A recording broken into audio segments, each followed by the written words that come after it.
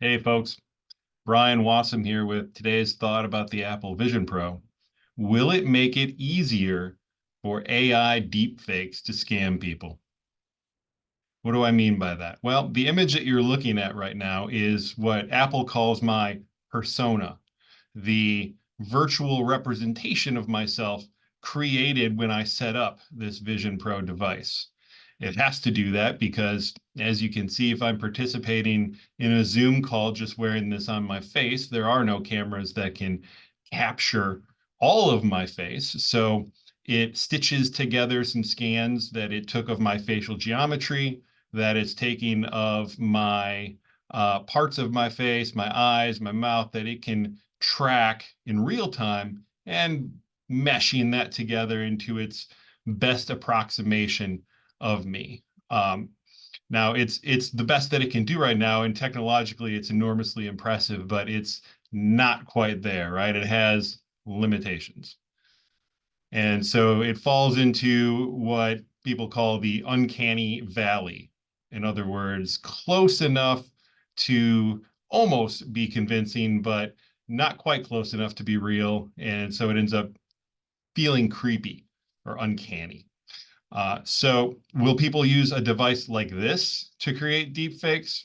No, I don't think so. This is a difficult to get device. It's still going to be rare for the foreseeable future, and the user sets it up individually on this device.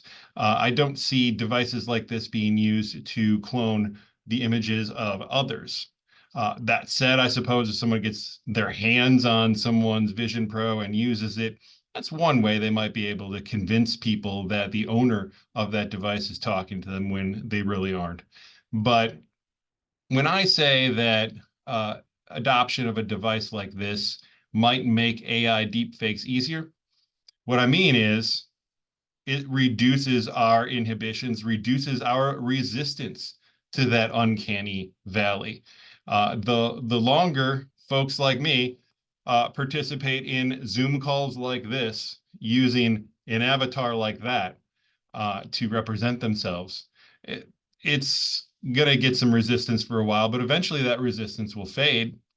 And a year or two from now, you'll see avatars like this in Zoom meetings, and we'll start to not think twice about that. And of course, when that happens, now we are accepting a rough approximation of a person's image as that person. And we all know that AI deepfake technology keeps getting better, but it's right there in that uncanny valley right now, too, most of the time.